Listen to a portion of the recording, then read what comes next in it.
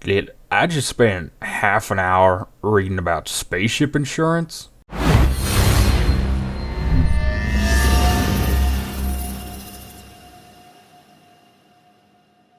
If you've just found out about Star Citizen, you've jumped right into the middle of a crazy timeline. There's a buttload of information about this game online. Like, seriously, there's way too much to make coherent sense of it all. But I'm going to try anyway. This game's got quite a bit of history, so try to keep up. Once upon a time, there was a guy named Christopher Roberts. In 2011, Roberts decided to make a nostalgic spiritual successor to a game he worked on in the 90s called Wing Commander. Look familiar? This is what Star Citizen was originally intended to be. So he got a team together and dove in. Not wanting to deal with investors, he turned to the internet for money. A Kickstarter campaign was started asking for $500,000 to create this old-school remake. In under a month, the people of the internet had funded over $2 million on Kickstarter and another $4 million on the Star Citizen website.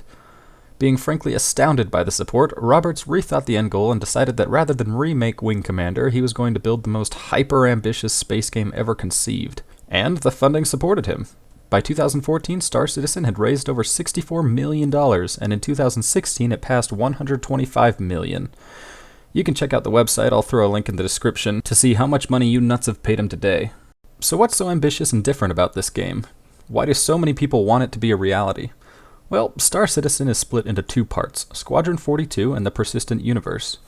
Squadron 42 will be a chapter-by-chapter single-player campaign mode. It'll have an in-depth story and a lot of immersive gameplay, and a stupidly high attention to detail. To the point where you will be able to follow any member around the ship and watch them perform their daily duties, even the janitor if you're into that sort of thing. The Persistent Universe is the MMO aspect of the game. It won't be on rails, it won't even be a free-roam open-world game. It'll be a free-roam open-universe game. The map won't have playable locations, the map will be a playable location. In the game, you'll be able to jump from location to location, or you could just float there if you have the patience of an asteroid. There will be no walls. Everything you see can be crashed into. You'll be able to take off from a planet, fly into space, and land on the station you could see from the ground.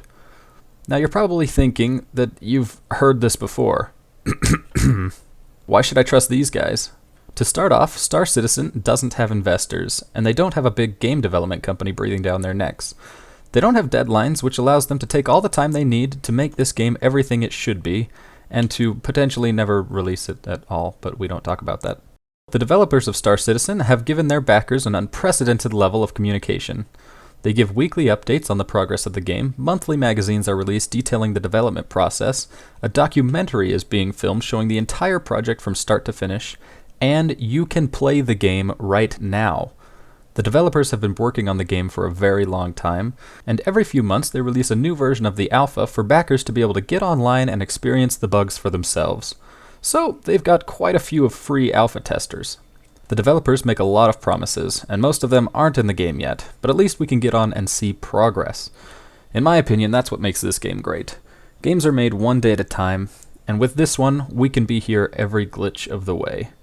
So get yourself a ship and start playing today.